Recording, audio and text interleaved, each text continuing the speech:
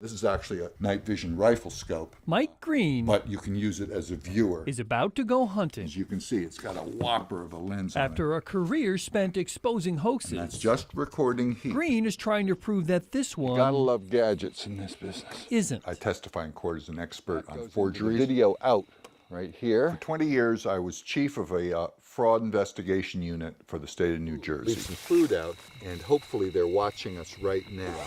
There's home sweet home. He took us to the Uwharrie National Forest. Everything interesting has happened right here. Where he says okay, we're off. He's seen Sasquatch before. You okay back there? He was out here about 1.5 years ago. And in the middle of the night, I was awakened by what I call Darth Vader breaths.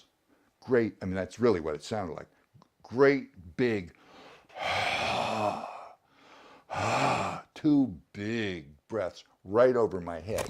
In this here, in the food container. He showed us what he then did. This is a game cam. To try to get video of it. Put it right here, and we take this, and we do that. We hope that he's going to take this lid off and go, oops, and we're going to get a full face shot of him. I've been trying to capture this on film for a year. Green did get a shot. I had seen one almost exactly a year before down there. That night, 18 months ago. Is that white?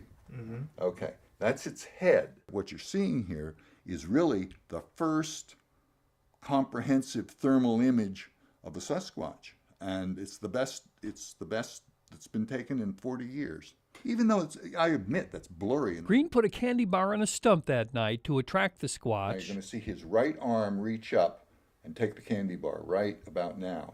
There he goes. You see a big white 7.5, 8 foot tall thing come out of the woods and grab the candy bar and leave and then come back and sway back and forth a little bit. It can't be anything else. I mean, it literally can't be anything else. Not that he hasn't heard all the possibilities all the time from the skeptics. Well, it's just a guy in a fat suit or a ghillie suit.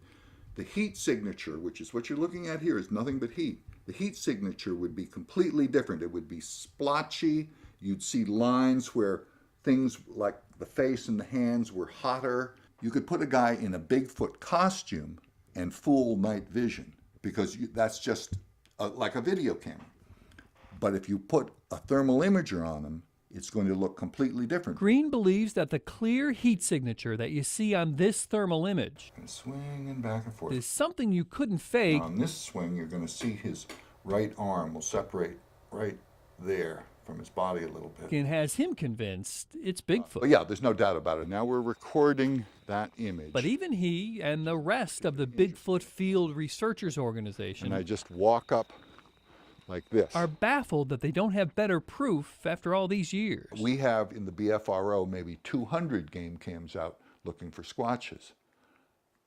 Haven't gotten one lousy picture of a Sasquatch, which doesn't make any sense unless you think that maybe these things are so smart that they either see the game cam, and some of these game cams are very well hidden, or they can hear or sense electromagnetic radiation like some other animals can. Until that day when someone finally gets that money shot. There's the tent right there. You'll have to believe this lifelong fraud investigator put this face down that the Sasquatch is no fraud, and what he saw that night let that sit there all night long was the real thing. Absolutely, unequivocally, no doubt what it was to me anyway. Bob Buckley, Fox 8 News.